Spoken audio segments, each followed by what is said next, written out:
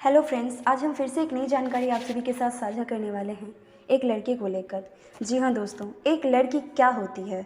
एक लड़की वो होती है जो घर में जन्म ले तो घर में खुशी की जगह मौतम का माहौल बन जाता। जब वो इस दुनिया में आई भी नहीं होती है और अगर परिवार को पता चले कि वो लड़की है तो तुरंत उसकी माँ का अबॉर्शन करवा दिया जाता है। एक बेटे की चाहत में, एक घर में ही, वो भी चार दीवारी के अंदर अपने ही बच्चों के बीच फ़र्क कर देते हैं वो माँ बाप। ऐसा क्यों? आखिर एक औरत बेटी को भी उतनी ही पीड़ा पाकर जन्म देती है, तो फिर ये भेदभाव क्यों? आखिर क्यों एक ही घर में माँ अपने बेटे को बिस्किट का पैकेट देती है और बेटी को पैकेट से निकाल कर?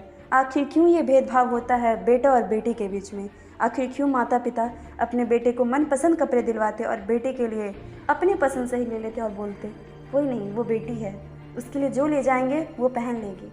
क्या एक लड़की के कोई शौक़ नहीं होते? जी नहीं दोस्तों, एक लड़की के बचपन से लेकर जवानी से लेकर बुढ़ापे तक बहुत सारे अनलिमिटेड शौक़ होते हैं जिसे परिवार, रिश्तेदार और समाज के द्वारा दबा दिया जाता है। वो भी ये कहकर कि तुम एक लड़की हो, तुम अपने मन से बाहर नहीं कर सकती, तुम वो कोई काम नहीं कर सकती जिस काम को करने से तुम्हें रोका जाए, तुम अपनी मर्ज़ी से कपड़े नहीं पहन सकती, तुम अपनी मर्ज़ी से पढ़ाई नहीं कर सकती। एक लड़की को जब से वो जन्म लेती है तब से उसे बस भेदभाव में ही रखा जाता है, यहाँ तक कि उसे सही और गलत में फ़र्क तक करने का हक नहीं मिल पाता। अगर बेटा पूरे दिन घर से बाहर रहे तो कोई पूछता तक नहीं कि बेटा कहाँ गया, लेकिन अगर बेटी छत पे भी चली जाए तो उसके सामने सवालों के ढेर हो जाते हैं। अगर छोटे कपड़े पहनो तो हज़ारों सवाल उठाए जाते। ज़रा सोचो, खोट हमारे सोच में नहीं, खोट लोगों के नज़रिए में है। छोटे कपड़े पहन के बाहर निकले तो लोग ऐसे देखते हैं जैसे उस लड़की ने क्या कुकर्म किया हो।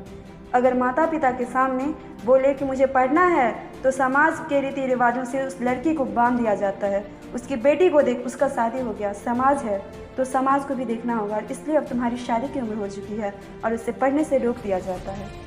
तो दोस्तों, ऐसे ही लड़की के जीवन से स्ट्रगल को समझने के लिए आप हमारे चैनल को लाइक सब्सक्राइब ज़रूर करें। शुक्रिया।